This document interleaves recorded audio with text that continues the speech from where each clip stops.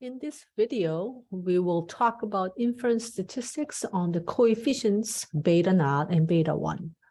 In particular, we'll focus on beta 1, the slope. Recall in basic statistics, we estimate the population mu with x bar, and we calculate the confidence interval and hypothesis test for mu based on x bar and the standard error of the x bar values. The setting is very similar here, except we are dealing with beta 1 and beta 1 hat instead of mu and x bar. To make an inference about beta 1, we'll need to know the distribution of beta 1, just like we need to know the distribution of x bar. Recall that x bar minus mu over standard error of x bar follows t-distribution.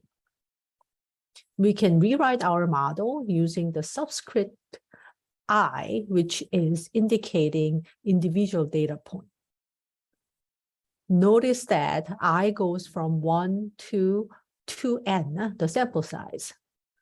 The basic assumption of the regression line is epsilon i's are identically, independently, normally distributed with mean 0 and constant standard deviation sigma. In short, we can write this assumption as epsilon I follows independent normal distribution with 0, mean 0, and standard deviation sigma. This way.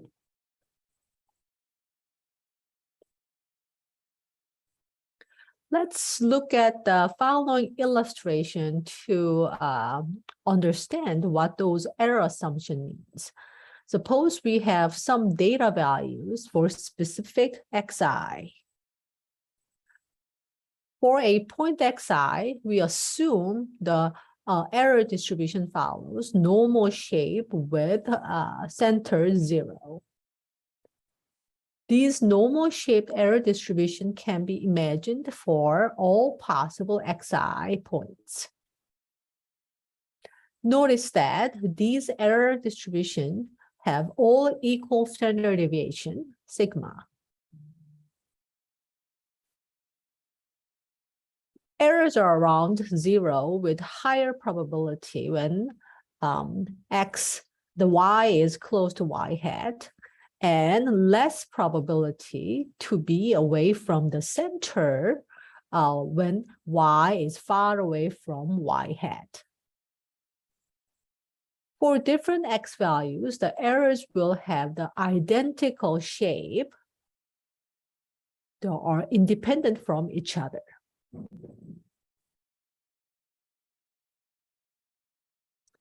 With the error assumption, we can say beta 1 hat follows normal distribution with the mean beta 1 and standard error of beta 1 hat. Mean beta 1 hat and standard deviation of beta 1 hat. This means the test statistics of beta 1 hat minus beta 1, which is 0 in this hypothesis test, divided by standard error of beta 1 hat follows t-distribution. Again, very similar development to the hypothesis test for one sample mean t-test. We can execute 3 different hypothesis tests for beta 1. Beta 1 equals to 0 means there is no relationship between x and y. Beta 1 is larger than 0 means there is positive relationship. Beta 1 smaller than 0 means there is a negative relationship. Beta 1 hat is not equal to 0 means there is some relationship between x and y. For all 3 hypotheses, the t-test statistics can be calculated beta 1 hat divided by the standard error of beta 1 hat. We can compare this value to t-table values with degrees of freedom of n-2 degrees of freedom. Here, we don't go too details with the theory, but the degrees of freedom in this case is the sample size minus the number of coefficient, 2 here. In practice, we'll use the p-value to make our conclusion. We'll not calculate p-value by hand, but we'll use the value R provides.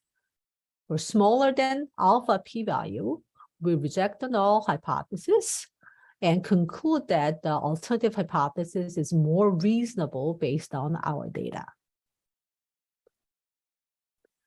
Hypothesis test for beta naught is similar to beta 1.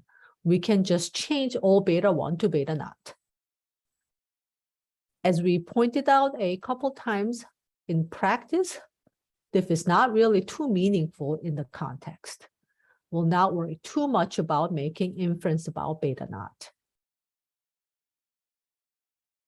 Confidence intervals for beta 1 and beta naught can be calculated following a formula on the slide. We call the confidence interval for mu is x bar plus minus T alpha over 2 with degrees of freedom of n minus 1 times standard error of x bar, which is s over square root of n. Here we have similar structure as well.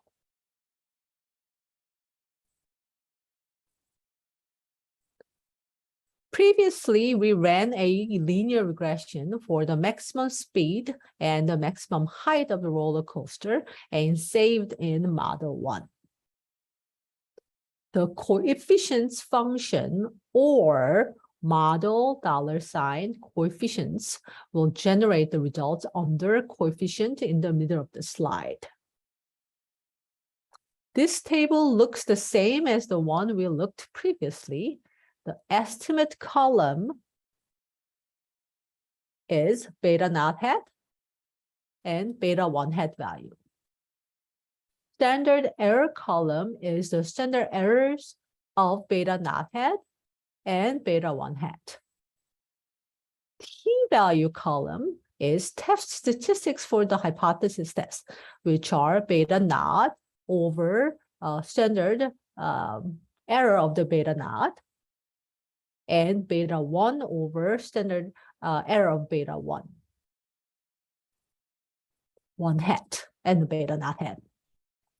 The last column is the p-value for beta naught is equal to 0 versus beta naught is not equal to 0. And beta 1 is equal to 0 versus beta 1 is not equal to 0. In this context, the p-value for beta 1 hat is smaller than the significant level alpha, typically 0.05.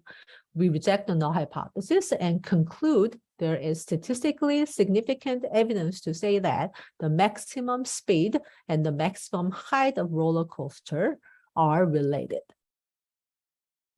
We can obtain the confidence interval for beta naught and beta 1 using confident function. We can specify the confidence level in the function. Here, the function generates the output on the right. We are 95% confident that beta 1 is between 0.26066483 and 0.318163